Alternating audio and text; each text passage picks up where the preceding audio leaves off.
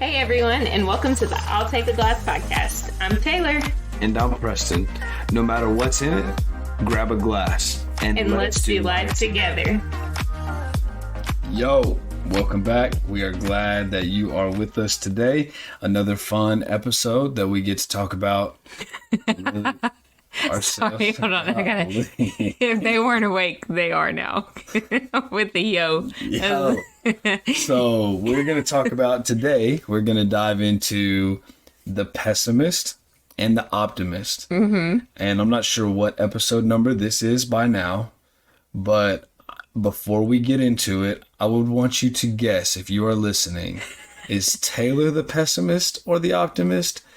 Or is Preston the pessimist or the optimist? Who is which one? Who is the pessimist? Who is the optimist? I would love to hear that, or I love your thoughts. And if you get it right, I bet you could probably go to Vegas and win some money, because this is going to be a tough one. They're going to know by the time we get done with this episode. We do have a fan question before we dive into it. Mm-hmm. So Jennifer is asking, what made us want to start a podcast? Yes. So, my word of the year, 2023, depending on when you're listening to this, not saying when we're going to make it that long, but we might.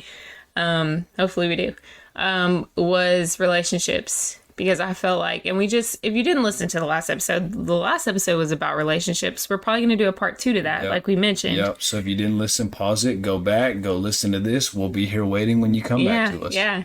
But the main thing was relationships. I felt like I was lacking, in the area of our relationship, our marriage, just in the ways that what I was investing my time in and prioritizing. Yep. I felt like I was lacking relationships in the friendship area. Mm-hmm.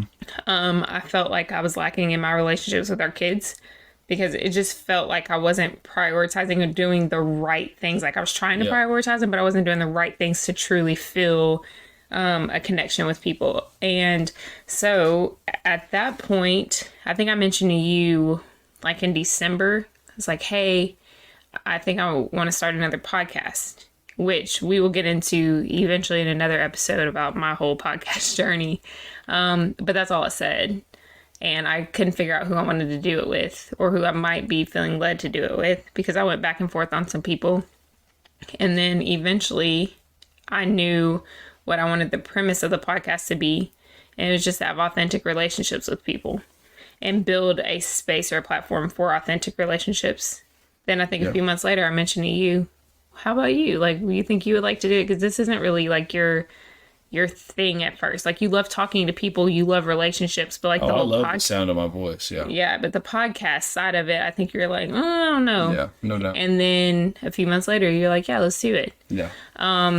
Anyway, I wanted to create a space where people could come every week, hang out, talk, feel understood, feel heard, feel like they could bring their true selves to the table, and to know that they weren't by themselves, and that they also weren't being judged or reprimanded for it. That was kind of my goal, because that's what a relationship is. A true healthy relationship is. So that's why I kind of got into the whole side of let's start a podcast. But I don't think I've actually ever heard you share why you agreed to it, or why you wanted to do this. Okay, so are you asking me? Yeah, I am. Real simple. Good segue. Okay. Happy wife, happy life. Oh, whatever. So the podcast host came to me with the undeniable offer. I was like, you know what? Can't turn that down. So I was like, yeah, babe, I'll do it with you. So that's really what it was. Like you're just like, yeah, I'm down for it. Let's do it. Yeah. I mean, if that's not essentially the essence of who I am, I don't. Oh my goodness. Okay. No, well, I was now. Yes, but that didn't say any, yes, that didn't do anything different. No, for I'm us. saying I do stand by what I just said, but at the end of the day, seriously. Oh man, what it must be to be a guy. Oh, this is awesome. It's unbelievable, I'll tell you. But at the end of the day, I do think that when you said, hey, this is kind of the direction I'm wanting to go, is this something you'd be interested in? I was intrigued. I was excited about the thought of, like, it just is, I knew it would feel natural. I knew it would be easy to get on this mic and us have a conversation about things that we experience, things that we see, just thoughts and opinions that we have, in hopes that if one person walked away like, man, somebody thinks the way that I do and that feels so great, or wow, I never thought of it that way, but like if I shifted to that mentality, like maybe something would shake in my life or something would change, you know, like if we could provide that to one person, like to me, mission accomplished. Yeah. You know, but like the podcast host hit me up and being like, hey, like give you, you know. No, I did not say that. I'll give you some extra loving or something, like. I didn't say that, but that's kind of a requirement. Give you like a real long back rub if you say yes to this. I was like, all right, I mean, you had me at hey. Well, okay. Yeah, so that's basically why we decided to start the podcast. But all right. Yeah. Now, my question that I get to ask, a little different direction. I feel like a lot of them have been like the animals, which one's surviving, and like just some of the questions have kind of all been, I don't know the word I'm looking for, not sporty, but almost in a sense. Something a man would think about. Yeah, because I guess we talked about is water wet and all that stuff too. Yeah. All right. Kind of different direction on the question today. Okay. And this is a serious question? Stick with me, because this is going to get kind of lengthy right here. Oh, Lord. All right, Okay. so just track with me. Okay. All right. Would you rather have... I don't know. Go ahead. Yeah, you don't know because I haven't had a chance to ask. Okay. How are you going to know? I just know the would you rather questions that come up in the family, and I'm nervous. Okay. But, okay. Would you rather... Holy smoke. Okay, go ahead. I'm ready. Okay. I mean, I really, until this podcast, did not know I was this funny. Okay. This has been awesome. I'm ready. Okay, would you rather have, one talent that you are just uber talented in, it's just dumb, you are essentially the greatest in the world at this thing. Or you're right up there in that category. Yeah. Right? Or... would you rather just be really solid at pretty much everything that you do? So, I can change the oil. I can't replace the engine, but I can change the oil in my vehicle. I can make my yard look good. I can make the flowers and everything. It's going to look nice outside, but I'm not a master landscaper, right? Okay. I can throw down. I can make stuff in the kitchen. It's going to be good. I can entertain, but I'm not a chef, you know? Okay. Things of that nature. Essentially everything that I do, I'm solid. I can hold my own. So if I'm a master at the other thing, that means I suck at everything else? I'm just saying you are uber talented at that thing, not you suck at everything else. Not I can hold my breath for 8 minutes, but I can't make a bowl of cereal. No, not that. I'm just saying uber talented at one thing. Absolutely be uber talented, because if I'm good enough, if I'm... What's your talent? It's not your turn to talk. You asked me the question. I wasn't done yet. Okay, go ahead. All right, so if you are whichever one you choose, I need to know either what would that talent be, why, or why would you choose just to be solid at everything? All right, go. Okay. Now it's your turn to talk. Okay, I would choose to... Oh, no. I would choose to be talented at the one thing, because then I could pay everybody else who's talented at everything else. So what would your talent be? Because I'm setting the precedent for whatever that is. I would be the greatest AI in the world. AI? Yeah, I would have an AI brain. I don't even know what AI stands for. All I know is that thing is super smart. Okay. I'm being serious. I'm so sorry, people. Right. I mean, what else? That I still have a lot of work to do, as you can tell. AI stands for artificial intelligence. Okay, so I would be as smart as the artificial intelligence. I want to be a Siri when I grow up, is basically what you just said. What are we talking about? I mean, if you think about that, that is No. that's legit. Yeah. Okay. If since That's I not a can't, talent. you didn't put that parameter around it. You can say I want to be the smartest in the world, but to say oh, I want to be an AI, what is this, iRobot? What are we talking about? Listen, I'm just trying to be innovative here, okay? But since obviously you didn't quite explain all the rules, and that doesn't count, I think Well, I don't know what I'd Spit be. a talent out. Come on, talent. I don't know. I don't know what I would be. Cooking. Oh, yeah, I would sports. for sure. Oh, that's hard. I wish I could sing. Like, that's one thing I really wish I could do. So you wish you were just an incredibly talented singer. No, I would go. Okay, I wish never that mind. I was either the best basketball player, which that dream has sailed because I'm older, or I would say probably I don't even want to say best coach because I don't think you could just see that's hard. This is hard. This is too hard for me. This is requiring too much of me because I don't think it's good to be the best at something either. So I'm gonna change my answer and go back to I'd be solid at everything.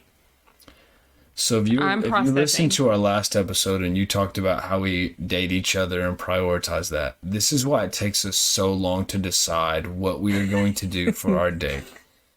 Because I don't know how long we are into this podcast, but you've changed your answer like 12 I'm times. processing, but I'm final answer. You're final processing, but if you were AI, you wouldn't have to process. It already be processed. So final answer. I'd be solid at everything. I don't think it's good to be the best at anything because then I think you aren't willing to grow if you're the best. Like I think it kind of you cap yourself because you're the best.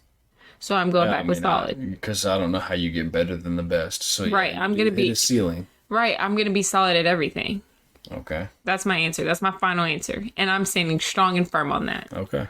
Okay, so we're good. Like well, what's your choice? No, or let's get into the podcast. Well, what's your choice though? You can't just leave the people hanging like that.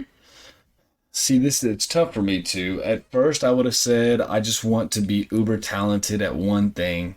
But the problem with that is like, yeah, while you might be able to financially provide, so like go down the route of being a singer, right? And I'm way overcomplicating this, kind of like you just did. But if I'm the best singer in the world, well, now a lot of my time, effort, and energy is going to have to be invested into singing. So I'm going to be touring. I'm going to be making music. I'm going to be all over the place, making appearances, talk show, like all that stuff, right? And so that's why I would almost say, like, I just want to be really solid at pretty much everything that I do. Now, the hard part, like the competitor in me, that drives me nuts. Because then I know, like, all right, well, I'm not going to be the best at anything. You know? So Yeah. that's kind of tough. Kind of like you said, like, all right, I can be a really solid coach. I'm not going to be the best coach. And that would drive me insane. But I still think that's the answer I would go with. We're talking best in the world, though, not the best that I have to offer. That's different. We're talking about the best in the world. I don't have to be the best coach in the world to be the best version that I have to offer. Right? Yeah. So, like, I'm on the page of, like, I know, like, right now I'm not the best in the world at anything. Right. But I can be the best version of myself and be okay with Yeah, that. no doubt. But the competitor in you, my point is going to want to be the best. Oh, for sure. If you Right. put us in a tournament on something, I'm right. going all out. So not of yourself, not the best version of yourself. You are going to want to be the best. Yeah, And no, what I'm saying going to is, win. I'm striving to Like win. somebody's going to beat you though, Yeah. because you're not the best. Because you just said you're solid at everything. Right, so I'd enter into the tournament that has people that are solid, just like me. You can't control that. Okay, so let's get into it. Pessimist versus the optimist, because there's pessimists in the world, there's optimists in the world. It's just how we were created, but there's a balance. So I don't know if we were created pessimists and No, optimists. yeah, I don't mean think that. we are a I meant product to of say- our circumstances, life, all of that. Like I think we were developed into that, not created. yeah. Created was the wrong terminology, but I do think we were created differently. I guess is what I'm trying to say. No doubt. So, I am the pessimist. You are the optimist. Mm-hmm. Sometimes my pessimism is overkill, and sometimes your optimism is overkill.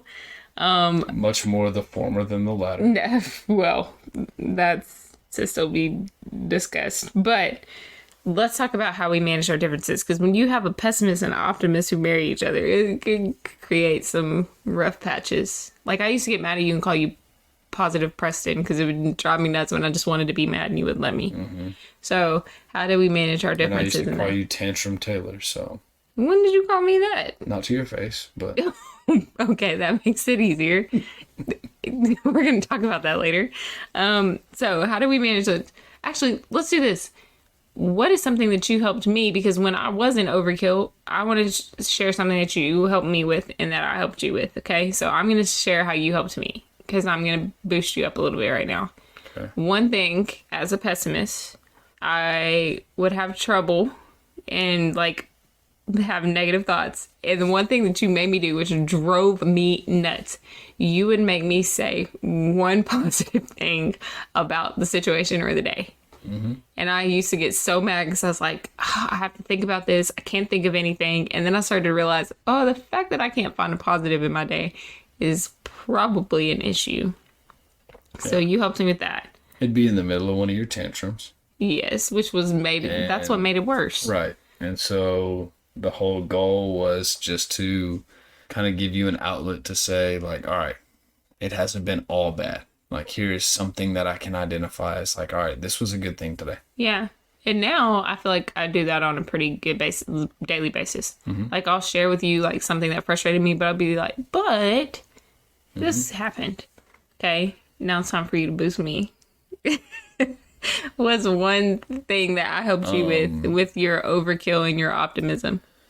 So, which sounds bad, but I'm a big analogy person, as you know. So, like, I guess when you're overly optimistic, have you ever walked outside and it's been like, man, the sun is so bright, and like you're squinting and in your head you're thinking like, oh man, like I just, like if there was a cloud just to give me a little bit of like shade, like that would be awesome. Like, you are my cloud, you know, you cover the sun up for me sometimes. So that's what pessimism is. That makes no sense to me. So overly optimistic. Yeah. Right. So the sun is just so bright. Like everything is just shining and beaming and all you just that. Basically, and then that you dark, just compared me dark to cloud that comes in and provides you a little bit of relief. You just compared me to dark cloud.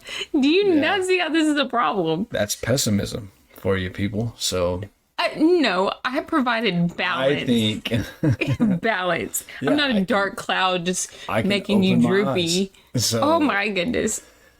I think, in all seriousness, I do think that one of the ways that you helped me is, I think that you provide in our relationship, and for me, you provide a level of like structure, a level of organization, a level of thoughtfulness and preparedness that I didn't naturally carry, because I think one of the traits of an optimist is it'll all work out.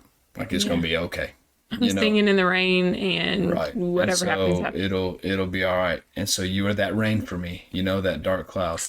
But no, I think that you kind of brought like a level of, okay, I hear you, it's all going to work out, but it's going to work out in part because we're going to be prepared for this, whether it's a budget or a schedule or whatever it is. You know, I think you bring that to our relationship, and definitely to me, that I didn't naturally possess. Yeah. I mean, I still am, but I definitely early on in our relationship was very last minute about everything. Like, assignment due at midnight, I'm jumping on the computer at jury duty 11:30. Gotta respond to that. Oh yeah, just responded to jury duty a little bit ago. You've had that for 3 weeks. Shout out to our kids.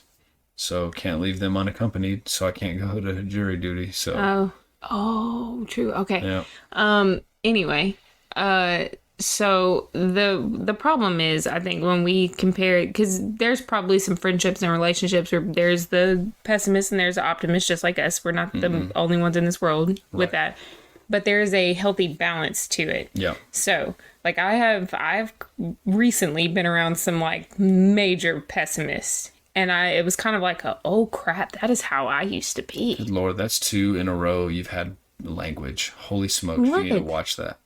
Oh, the crap. Sheesh. I mean, we're just throwing it out there for everybody now. Anyway, but I'm like, oh man, like that's how I used to be. I can see why that would be hard to be around, because you want to be around someone who's going to lift you up. But also at the same time, I think there's a level of realism that I think pessimists can bring to the table, of saying like, it is okay to not be okay at times, but there's a healthy balance to that. Would you agree with that? I would agree with that. And then there's the side of the optimist where it's like, okay, there's this, like, you're also, let's throw this in there. You're an Enneagram 7. Enneagram 7s don't like to take a second to slow down and see, okay, this situation really is not okay. Instead, I'm just going to go find the next adventure and have fun, so I don't have to think about it. Gung-ho, ready to go. Right. So I think that there's a whole nother element of that side of it. And if you don't know your Enneagram, I would encourage you to find that, because it's definitely helped me, because I'm an Enneagram 6. And what that means is I am worst case scenario, and I'm going to find the worst situation possible and try to prepare for it. Yep. So just get you some of that if you can't, if you hadn't put that together yet. An Enneagram 6, who is worst case scenario, married an Enneagram 7, who is life of the party. Yes. Exactly. FOMO, fear of missing out. Yeah. Right? So imagine how those two worlds collide every once in a while. Yeah. And I'm a wing 7, though. When I'm healthy, I have a fear of missing out. I'm like, let's go do some fun stuff, and I don't want anybody to say I didn't do it. So I do have that element to me. Mm-hmm. But that being said, I think the way that we have made it work is we have challenged each other in the spaces that have been uncomfortable for us, where we have basically said, okay, here's my reality. And just because I don't see the world the same way that you do doesn't mean that I'm wrong in the way I see it, but there's a balance to it. So we've helped balance each other out, not just saying because we're opposite. We've helped balance each other out in a practical way to say, okay, I need you to be who you are, but I need you to grow in some areas. Yep. So I think that's something that's really helped us out. And that took time. Oh, for sure. That took a lot of time. And I think obviously the big attributing factor to that is, I mean, at the point that we met each other, we had both been single, we were making our own decisions, and it was whatever I wanted to do, I was going to do. Whatever you wanted to do, you were going to do. And so if there was something that you weren't really a fan of, or you didn't see how it could work out or be fun or anything like that, you were going to say no. Yeah. If I wanted to go do whatever, whenever, I was going to do that. And so kind of like I just said, those two worlds collided when we got together. And once you get through, because I do believe when in a dating relationship, there is a puppy dog love, and there's the honeymoon phase where everything is perfect and great. And then you kind of settle into some reality of like, okay, well, these are some ways that we're going to clash. These are some ways that we're going to benefit each other. And so now we've got to continue to build this thing and build each other if this is where we see our future, which we did. And so I just think that it took time for us to learn how to respond, react, and kind of receive what each other were feeling about just what we had going on in life, our thoughts and the way we process things. And so at first, like I said, it was very challenging, and we challenged each other a lot, and those conversations usually weren't very productive, and they ended up becoming personal attacks on both sides, and it just wasn't healthy. And then I think that, like, one of the things that I have learned is I just need to hear you out sometimes, and I need to be able to agree. Like, I don't have to find a solution. I don't have to find the positive, the silver lining, the benefit. Sometimes I just need to say, like, yeah, that sucks. Yeah. You know, and there's just no way around it. It just sucks. And that's okay that it sucks. And then once we can both kind of get through this situation or what has happened is just, it's not fun. Well, now we can start having some of that conversation of, all right, so where do we go from here? Right. There's nothing we can do to change it. This is what it is. Now where do we go? Or how can we learn from this? Or how can we grow from this? And how can we be better from it? Which is naturally kind of where I live anyway. Yeah. And I was going to say that, like, I think really what helped us the most was both of us striving to understand the other better instead of trying to fix the other person. Like, we stopped trying to fix each other. We started understanding each other, having grace for one another, having conversations on how do I help you when you are stuck in those situations or in that mindset. Yeah. And then how can I help grow you instead of just seeking to change you the whole time. No doubt. And I think the reason why it's important for us to have this conversation to begin with is because this is all about relationships, and you're going to have friends even who might see the world differently than you do. And it's about trying to find a balance in how to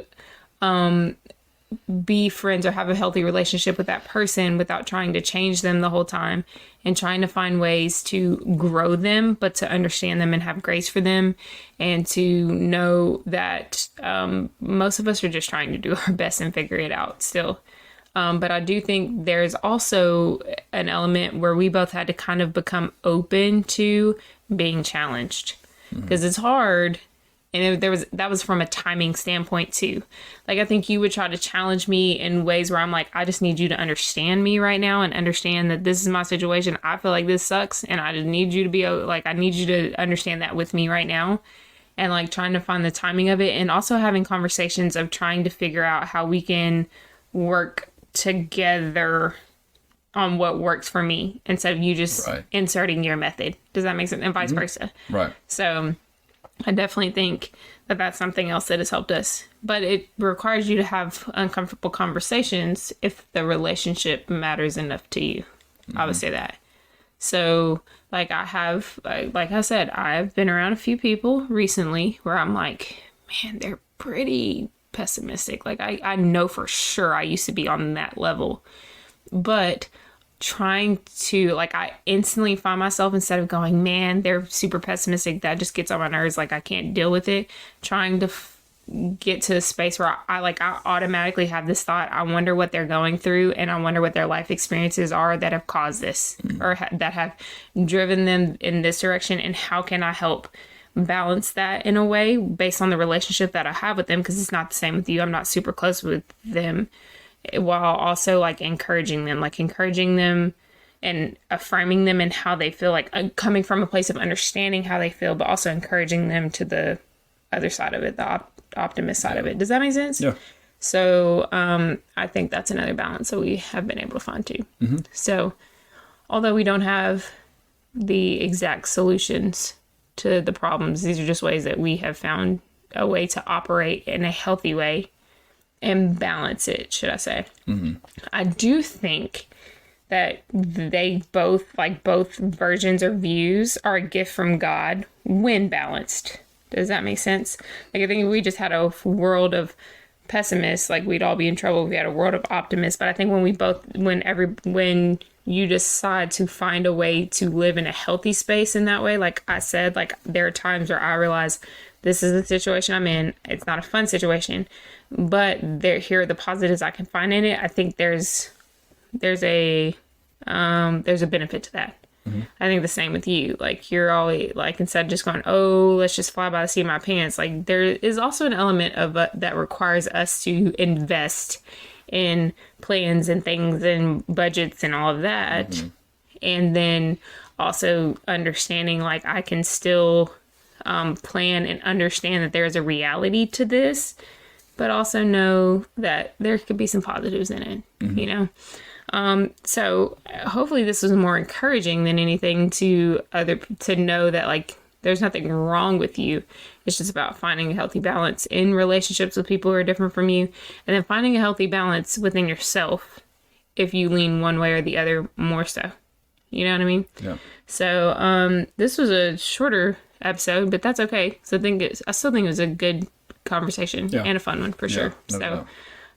We will see y'all next week. Thanks for joining us, and we hope you enjoyed it. Peace. That's it for our show today. Thanks for listening. Be sure to leave us a review and share this episode with a friend. Tune in next week for more fun and connection. In the meantime, don't forget to visit our website, view our blog, and connect with us on social media throughout the week. Don't forget to fill your glass this week. Share this episode with a friend and invite them to have a glass with us.